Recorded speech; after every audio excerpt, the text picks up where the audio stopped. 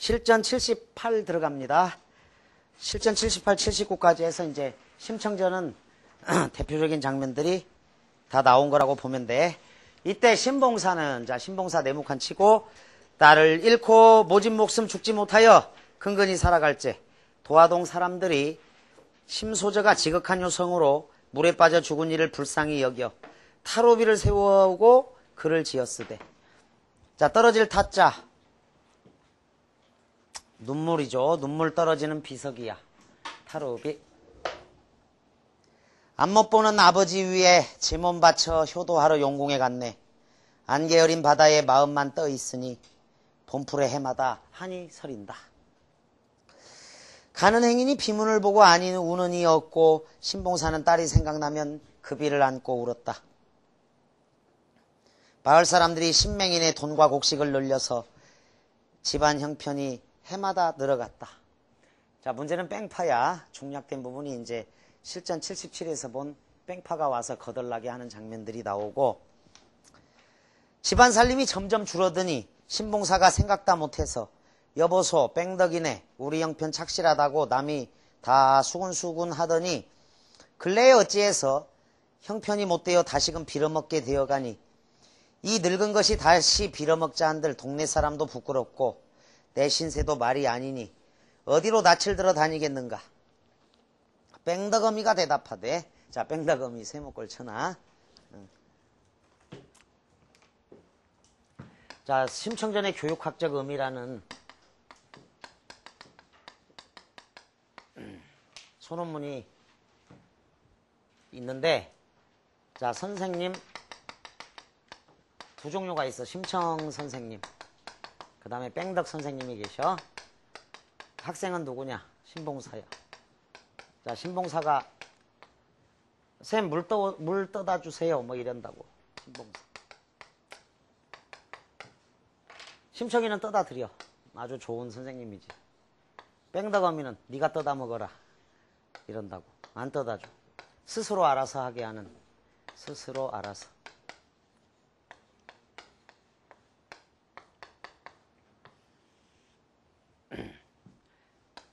어떤 선생님이 더 낫다라고 얘기할 수가 없어. 이거는 아주 좋은 봉사심이 강한 선생님인 거고, 뺑덕어미 같은 경우는 이제 학생 스스로 하게 해주는 선생님이에요. 그래가지고 뭔가 부족하다 이러면 이제 학생들이 알아서 해. 수학 문제 막히면 혼자 풀어내려고 하고.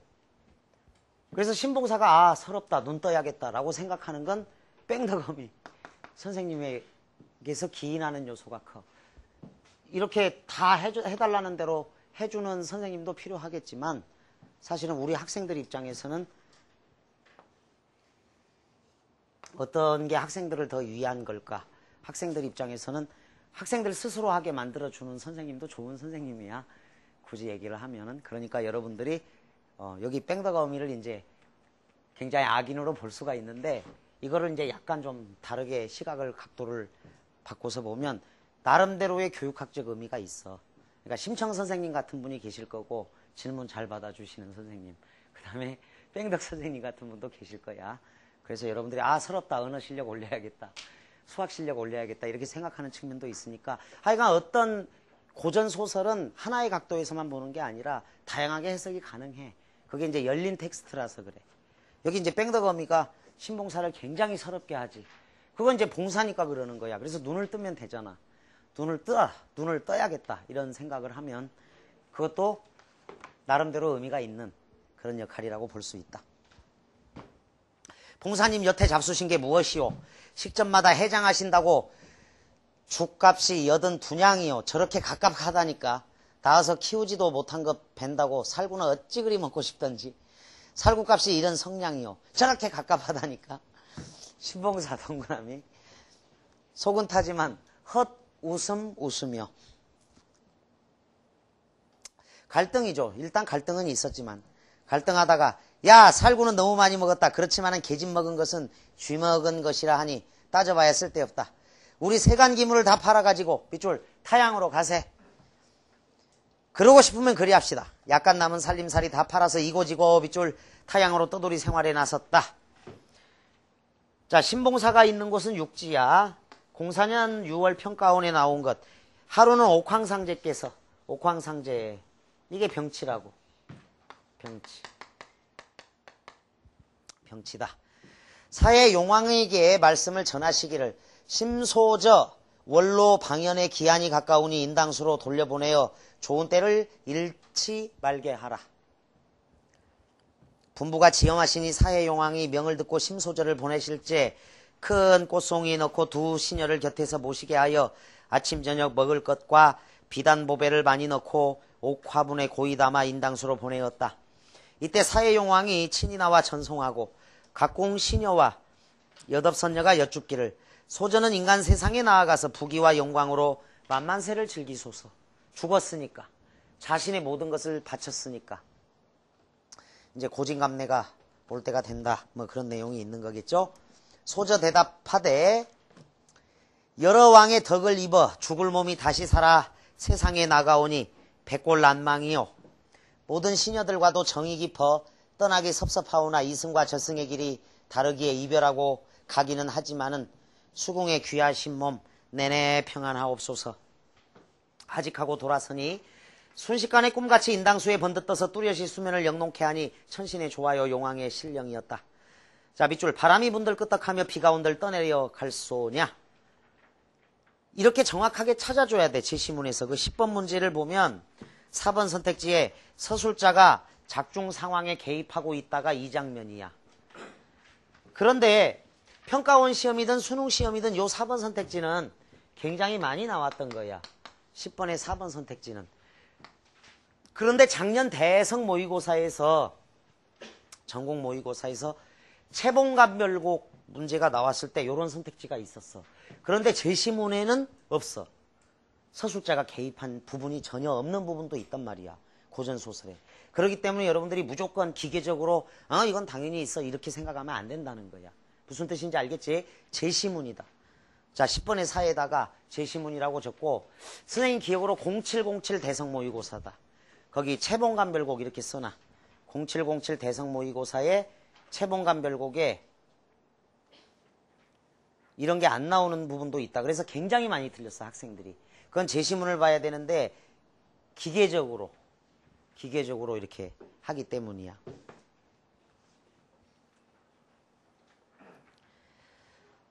자, 거기 바람이 분들 끄떡하며 비가 온들 떠내려 갈 수냐에다가 10번의 4 이렇게 써둡니다. 오색 무지개가 꽃봉이 속에 어리어 둥덩실 떠 있을 적에 남경 같던 뱃사람들이, 그러니까 3년 동안 이제 생업에 종사한 거지. 억신만금 이문을 내어 고국으로 돌아오다가 인당수에 다다라 배를 메고 재물을 깨끗이 차려 용왕에게 제를 지내면서 비는 말이 우리 일행 수십 명 몸의 재액을 막아주시고 소망을 뜻한 대로 이루어 주셔서 용왕님의 넓으신 덕택을 한 잔 술로 정성을 들이오니 어여삐 모셔서 이 재물을 받아 주시옵소서 하고 제를 올린 뒤에 재물을 다시 차려 심소저의 혼을 불러 슬픈 말로 위로한다. 그러니까 지금 보면 이런 건 말도 안 되는, 사람을 제물로 바치는 거는 말도 안 되는, 그만큼 이제 천부인권 의식이 강해졌고 사람들 개개인의 권리라든가 소중함 뭐 이런 게 높아진 시대에 살고 있기 때문인데 이 사람들 죄의식이 없잖아. 심청이를 인당수에다 제물로 바치는 거에 대해서 죄의식이 없던 시대이기 때문에 일단 양심적으로 그래도 다시 제물을 받고 심소저의 혼을 위로하는 장면이 나오는 거야. 출천 효녀 심소저는 늙으신 아버지 눈뜨기를 위하여 젊은 나이에 죽기를 마다않고 바닷속 외로운 혼이 되었으니 어찌 아니 가련하고 불쌍하랴. 우리 뱃사람들은 소저로 말미암아 밑줄 장사의 이문을 내고 내어 고국으로 돌아가지만은 소저의 영혼이야 어느 날에 다시 돌아올까. 가다가 도화동에 들어가서 소저의 아버지 살았는가 여부를 알아보고 가오리다. 한 잔 술로 이러하니 만일 아르심이 있거든 영혼은 이를 받으소서. 재물을 풀고 눈물을 쏟고 나서 한 곳을 바라보니 밑줄 그어라. 여기는 이제 우연한 발견이 된다. 우연한 발견이야. 한 송이 꽃봉이 너른 바다 가운데 둥덩실 떠 있으니 뱃사람들이 괴이히 여겨 저희들끼리 의논하기를 아마도 심소저의 영혼이 꽃이 되어 떴나 보다. 가까이 가서 보니 과연 심소저가 빠졌던 곳이어서 마음이 감동하여 꽃을 건져내어 놓고 보니 크기가 수레바퀴처럼 생겼고 두세 사람이 넉넉히 앉을만 했다. 큰 연꽃송이 뭐 이런 식으로 이제 나오는데 이 꽃은 세상에 없는 꽃이니 이상하고 고이하다. 하고 정하게 싣고 올 때 배빠르기가 화살날 듯하였다. 4-5달이나 걸리던 길을 며칠 만에 다다르니 비현실적 요소라고 적습니다. 이도 또한 이상하다 할 것이었다. 돌아와서 억십만금이 넘는 재물을 다 각기 나누어 가질 적에 도선주는 무슨 마음에서인지 재물은 마다하고 꽃봉이만 차지하여 자기 집 깨끗한 곳에 단을 쌓고 두었더니 향취가 온 집안에 가득하고 주위에 무지개가 둘러 있었다. 지금 심청전을 세 편째 보고 있지만 좀 다 다른 장면들이야.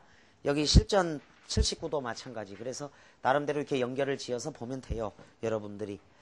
10번 문제 위글에 대한 설명으로 적절하지 않은 것을 물었다. 1번 인물 간의 갈등이 심화되고 있지는 않습니다. 정답 1번으로 하자. 2번 사건이 우연적으로 전개된 것도 한 곳을 바라보니에서 거기에다가 10번에 2번 선택지라고 반드시 써넣도록. 비현실적 세계를 배경으로 하고 있다. 아까 비현실적 요소 배빠르기가 화살날 듯 하였다 해서 정확하게 끌어와. 그 다음에 이제 대화체 자체는 원래 생동감을 주는 요소니까 뺑덕어미하고 봉사님의 대화도 있고 따라서 대화체가 분명히 들어있습니다. 10번 답을 1로 하겠습니다. 11번 위글을 연극으로 공연하기 위해 구상한 내용으로 적절하지 않은 것. 용왕에게 지내는 제사는 사실감이 드러나도록 역사적 고증을 거치는 것이 좋겠어. 바다에서는 지금도 용왕에게 제사를 지내죠. 1번 지우고. 옥황상제와 사해 용왕이 등장하는 장면에 어울리게 옷차림과 분장에도 신경을 써야겠어. 타로비를 세우는 장면에서는 효과를 높이기 위해 애절함이 느껴지는 배경음악을 사용해야겠죠. 눈물 떨어지는 비석이니까. 신봉사 내외가 마을을 떠나는 장면에서는 새로운 삶에 대한 의지 X. 새로운 삶에 대한 의지가 드러나게 연기하도록 해야겠어. 나 부끄러우니까 떠나는 장면이죠. 4번을 답으로 하자. 11번 심청이 꽃봉오리를 타고 물 위에 떠오를 때는 신비로운 분위기를 연출할 수 있는 조명을 사용하면 되겠습니다. 12번 별표 쳐둡니다. A를 보기와 같이 바꾸었을 때 얻게 되는 효과야. 자, A 부분은 이제 갈등하다가 타양으로 가자 이렇게 결론을 내렸는데 영감아 지난달부터 밥 구미는 뚝 떨어지고 신것만 구미가 당기니 어째서 그런가 모르겠어. 파하 그러면 태기가 있을란가 보네. 어쨌든 하나만 나. 그런데 신것이 구미가 당기면 무엇을 먹는가? 아 살구 먹었지요. 살구는 얼마나 먹었는고? 아 씨되어 보니 단말 서대입니다. 그 신것을 그리 많이 먹어 그놈은 나더라도 안식언방질까 몰라. 이거 농담이요. 자 언어 유희와 해악이 들어있는 거니까 둘 다 일상적인 어휘 사용이라고 할 수 있어. 대화니까 재치 있는 언어 사용이죠. 2번 긴장을 완화, 이완. 긴장을 완화, 이완시키고 있다. 95년도 수능하고 2004년 춘향가하고 심생전에서 이제 이런 선택지가 나와 있는데 특히 95년 수능에 춘향가에 온유월 장마에 토담 무너지는 소리 이 부분이 나오면 조선시대 사람들은 웃었다고. 해악성이 있으니까. 그래서 긴장감을 완화시키는 역할을 하는데 우리 현대 학생들이 보면 전혀 안 웃겨. 그래서 틀리는 사례도 있으니까 그런 문제가 덜어 나오기도 해. 참고로 저거 9호 수능 춘향가에 온유월 장마에 토담 무너지는 소리 귀신 씨나라 까먹는 소리나 뭐 아마 김밥 옆구리 터지는 소리 개 풀 뜯어먹는 소리가 아마 그래도 현대어 버전에 가까울 거야.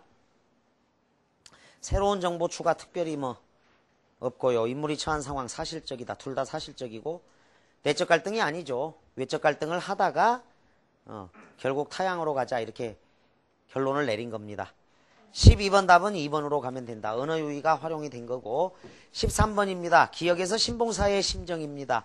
슬픔과 비통함이 느껴져야 돼. 왜? 딸 자식이 죽었기 때문이다. 슬픔과 비통함이야. 그래서 이제 2번 선택지나 이쪽으로 가지 않도록 해야 됩니다. 여러분들이 이런 문제를 풀 때 13번 문제 시가 5편. 자 1번 흐르는 것이 물뿐이랴 우리가 저와 같아서 강변에 나가 삽을 씻으며 거기 슬픔도 퍼다버린다. 여기도 슬픔은 있어요. 그런데 이제 똑같은 슬픔이 아니라 이 무기력함이라든가 1번 저문강에 삽을 씻고는 그런데 신봉사의 심정은 지금 딸 자식이 죽은 심정이니까 가장 근접한 걸 찾아야 돼. 그냥 1번에 슬픔 나온다고 덜컥. 2번도 분명히 언제나 내 더럽히지 않을 티 없는 꽃잎으로 살아 여려 했건만 내 가슴에 그윽한 수풀 속에 솟아오르는 구슬픔이 있어. 구슬픈 샘물을 의의할 거나 번뇌가 있는 거지. 그래서 번뇌와 슬픔이 여기에 있는 거다. 자, 3번 하늘은 날들어 구름이 되라 하고 땅은 날들어 바람이 되라 하네. 방랑 이미지야. 청룡응룡 흩어져 비개인 나로 잡초나 일깨우는 찬바람이 되라네. 자, 방랑 이미지. 구름 바람 찬바람. 당신 나중 흙이 되고 내가 훗날 바람 되어 다시 만나지는 기름을 알게 하네. 다시 만나지는 기름을 알게 하네. 내 남아 밭 갈고 씨 뿌리고 땀 흘리며 살아야 한 해 한 번 당신 만나는 기름을 알게 하네. 자, 아내가 죽었다. 도종환의 옥수수밭 옆에 당신을 묻고는 아내의 죽음에 슬픈 시야. 이것도 역시 7월 7석 하루 만나는 견우직녀 설화가 이제 녹아들어 있는 거지. 5번 내 가슴에 떨어진 유성아. 밤비는 너는 울음이었다. 자, 울음이었다. 세목골. 떨어진 세목골. 땅이 움직여도 산에 돌이 떨어져도 내가 온통 이 세상에 많은 것 같구나. 내가 온통 이 세상에 많은 것 같구나. 내 가슴에 묻혀있는 너의 무덤. 너의 무덤 딱 세목골처 해마다 무슨 꽃으로 피어. 따라서 배경지식으로 뭐 자식을 잃은 슬픔을 노래한 시, 김광균의 은수저나 정지용의 유리창이나 김현승의 눈물 이런 시도 있는데 이성교의 이제 밤비의 일이라는 시다. 자식을 잃은 슬픔이라고 직접적으로는 안 나와 있지만 떨어진 유성이나 울음이나 내가 온통 많다라는 거 무덤이 나오는 거니까 사랑하는 혈육이 죽은 건 분명하죠. 그래서 상대적으로 5번이라고 한다. 1번도 슬픔이고 2번도 구슬픔이고 4번에도 슬픔이 있지만 가장 근접한 건 5번이다. 14번 문제 위글과 보기를 비교한 것으로 적절하지 않은 것을 묻고 있다. 늙으신 어머니가 불치병을 앓자 이름난 의원이 사랑하는 자식을 가마솥에 삶아서 어머니를 드리면 낫는다고 하며 사내는 눈물을 머금고 서당에서 공부하고 돌아온 아들을 가마솥에 삶아서 어머니를 드렸어. 어쩌면 이럴 수가. 자, 여러분 학원 끝나고 집에 갔는데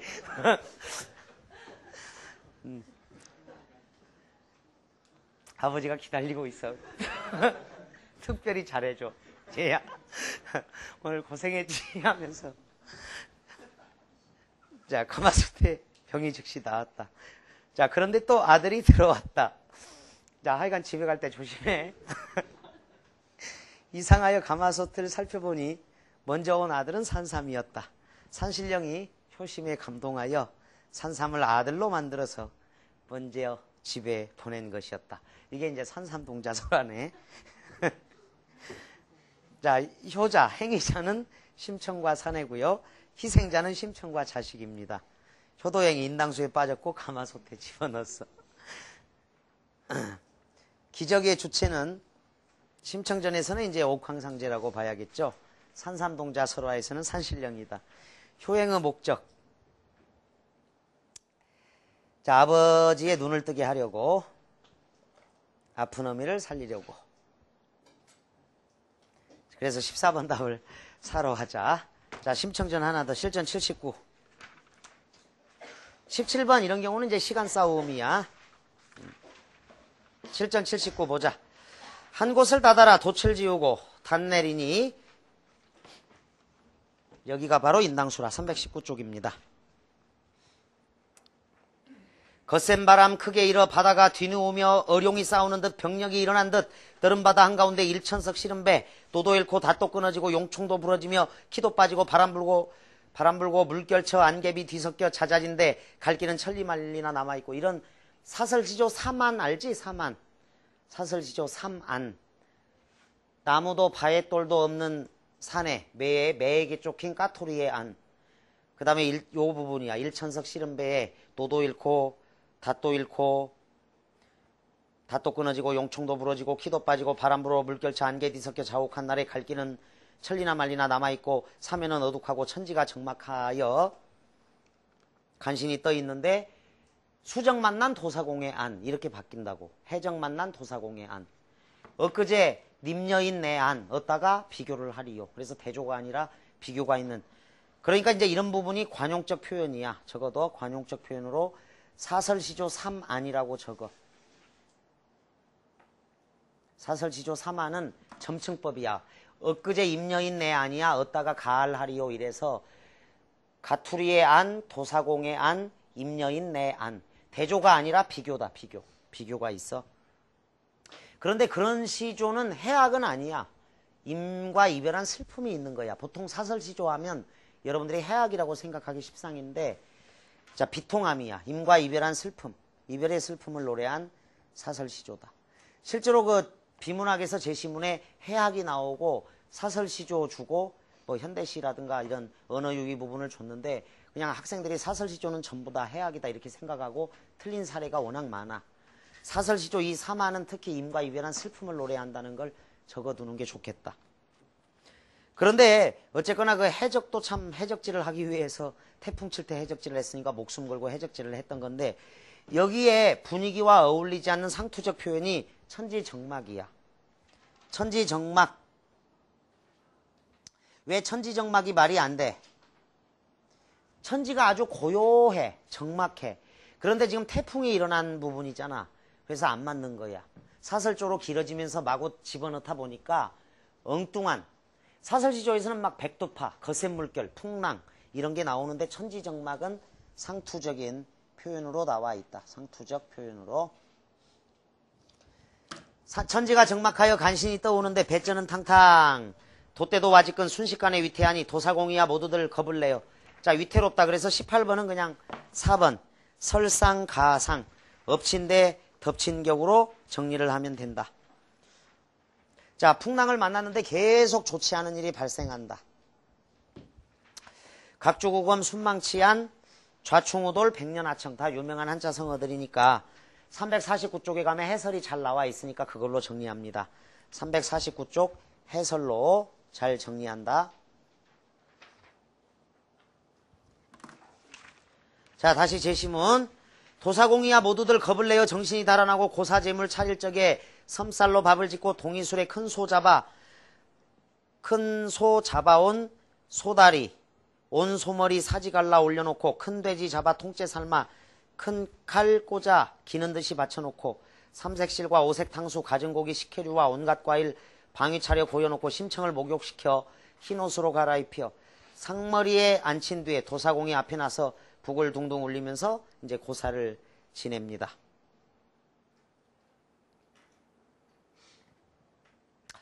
우리 동네 24명 장사를 직업삼아 10여 세에 조수 타고 서호를 떠다니니 인당수 용왕님은 사람 재물 받잡기로 유리곡 도화동에 사는 15세 효녀 심청을 제물로 드리오니 사해 용왕님은 고이고이 받으소서. 동해신 아명, 서해신 거승이며 남해신 추경, 북해신 옹강이며 칠금산 용왕님, 자금산 용왕님, 개개섬 용왕님, 영각대감 성왕님, 허리간의 화장 성왕, 이물고물 성왕님네 다 굽어보옵소서.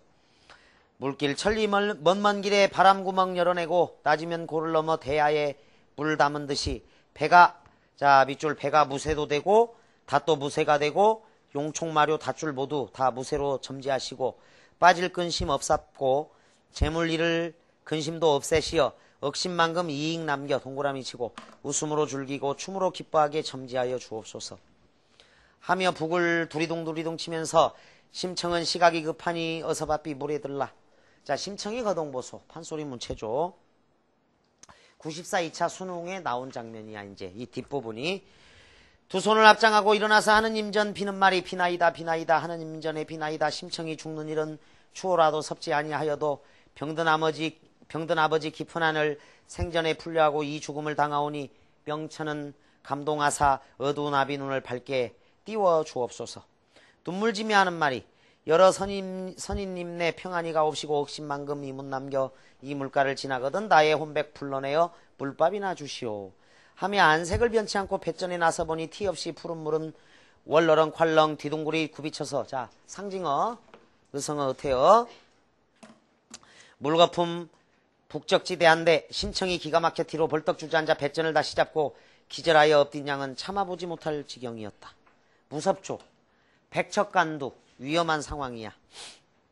심청이 다시 정신 차려 할 수 없이 일어나서 온몸을 잔뜩 끼고 치마폭을 뒤집어 쓰고 종종걸음으로 물러섰다 바닷속에 몸을 던지며 아이고 아이고 아버지 나는 죽소. 배전에 한 발이 자칫하며 거꾸로 풍덩 빠져놓으니 꽃같은 몸이 풍랑에 휩쓸리고 밝은 달이 물속에 잠겨 너른 바닷속에 곡식낯이 빠진 것 같았다.